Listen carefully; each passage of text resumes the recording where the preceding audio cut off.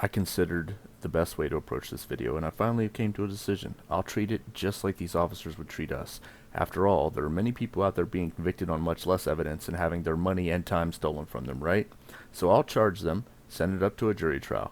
You can be the jury, I'll be the investigator and the prosecutor. Unfortunately, we don't have anyone to play the judge, but if it helps, just picture this magnificent lady being the judge right here. Here are your choices. 1. Convict each suspect on the allegations charged, or acquit, aka find innocent.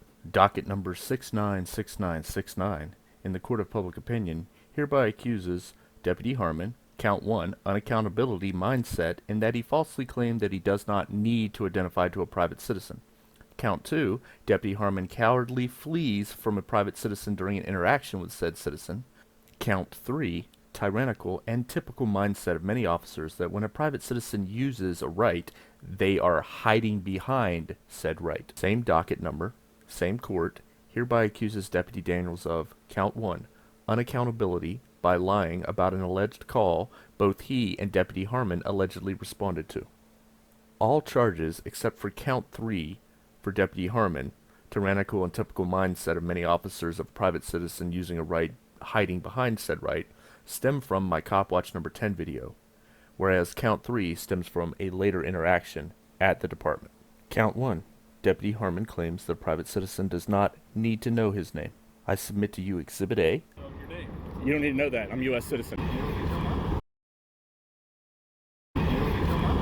I now submit to you Exhibit B, the policy on identification from the Henderson County Sheriff's Department. On to count 2. Deputy Harmon cowardly flees from a private citizen during an interaction with said citizen. Exhibit A. See if we can get this gentleman. I think he's getting a call. Yeah, I think he's running from me. Are you running from me?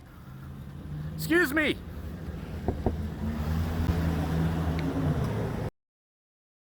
And what was his name again? Deputy Harmon. Count 3. Tyrannical and typical mindset of many officers that when a private citizen uses a right, they are hiding behind said right. Exhibit A. Interaction at the Sheriff's Department. I didn't know you. I asked who you were so I could introduce myself to you, and you hid behind what you hid behind.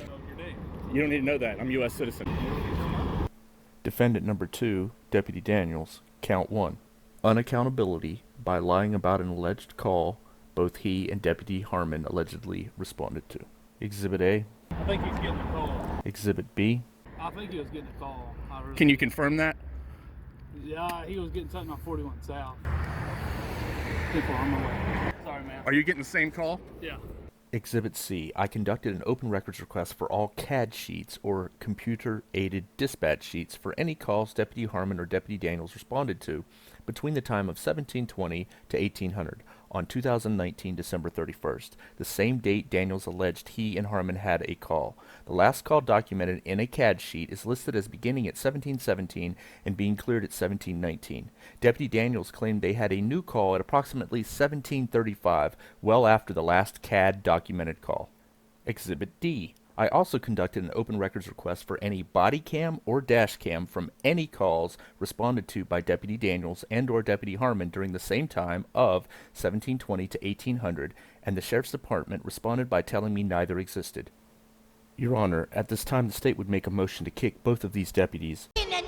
Other than that, I have nothing further, and the people rest its case. Since everyone in the United States is allegedly entitled to a fair and reasonable defense, I'll have to play the defense attorney as well, although most of this would probably be submitted during a penalty phase, in my opinion, from my knowledge, to sway the court towards a lesser sentence, but I'll do what I can. Your Honor, I'm not sure if this makes up for the allegation of lying, but I'd like to submit Exhibit E to the court, showing that Deputy Daniels did answer the people's question while on the scene here. Hey, can I ask you a question? What's that? If you were ordered to go door to door or person to person and confiscate firearms from law-abiding or otherwise law-abiding citizens, would you comply with that order even if it meant you'd keep your job versus losing it? No, I probably wouldn't stay there. Also, I'd like to submit to the court that Deputy Harmon did also answer a similar question during a later date and interaction where he expressed his belief in his oath to the Constitution both during his military employment and public service employment as a deputy. Do you believe in the Second Amendment of the United States Absolutely. Amendment? Okay, Constitution, excuse me. Order upholded military. You do, okay, so you have an oath to the Constitution then? Absolutely. So you support it? Absolutely. Your Honor, at this time, the defense would like to make a motion that the Sheriff's Department command staff stop their obvious attempts to misapply policy and give the appearance of cowardice and prevent most of its deputies from even acknowledging that as law enforcement officers they have an oath to the U.S. Constitution. Deputy Cobb, hey, Deputy, I got a question for you that's not violation of your policy. Do you believe as a law enforcement officer you have an oath to uphold and defend the Constitution? I'm not going to make any comments. No comments about that either? Thank you. Are you going to roll up the window and run away from me, sir?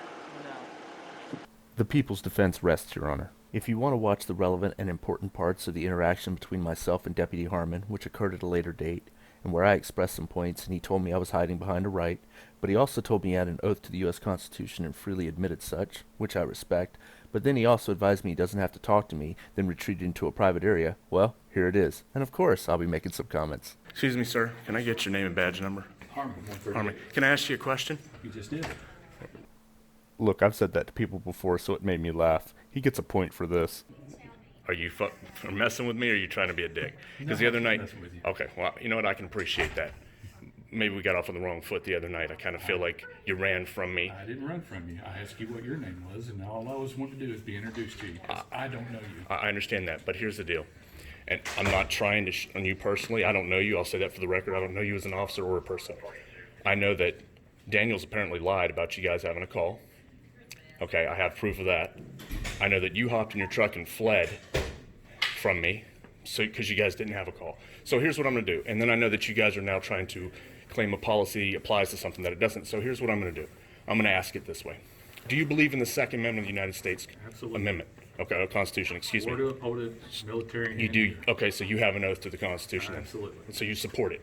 Absolutely. And again, huge points here, and a salute for coming out and saying this, for answering the questions. But he could have done it on scene in the previous interaction without running away, if you believe from the evidence submitted that he did in fact run away. No, I don't know you. That's Okay. all I was trying to do is introduce myself to you. Right. Then we could have had a conversation. Right. But the same thing goes to you or anybody else. I didn't know you. I asked who you were so I could introduce myself to you.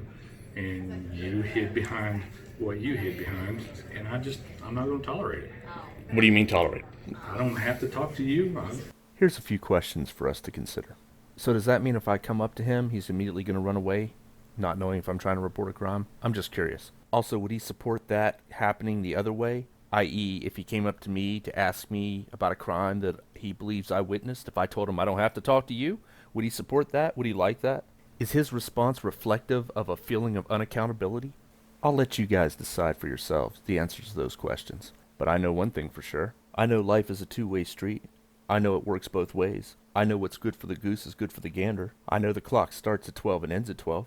I know I'm not required to assist you nor talk to you either. Further, I'm not required to show you any respect, call you sir nor deputy, and I'm not required to not tell you every time I see you in public to try not to violate anyone's rights today, and try not to kill anyone today, and don't beat your dog when you get home, and call you a piece of cowardly tin-badged unaccountable shit. I could do all of that, since I'm not required not to do it. But unlike you, sir, I don't normally choose what not to do, simply because I'm not required to do it. As such, I'll simply bid you a good day, sir, with all due respect, and let anyone interested make up their own minds. Carry on. Well, actually, as a public servant, I think you do have to talk to me. You don't? You don't have to talk to me? Are you running right now again? No, I'm done. And you have a nice day. Okay, so you are running again. Okay. Done. Okay, that's fine. Be a coward. I don't have to talk to you. I think he's getting a call. I don't have to talk to you. I think he's getting a call.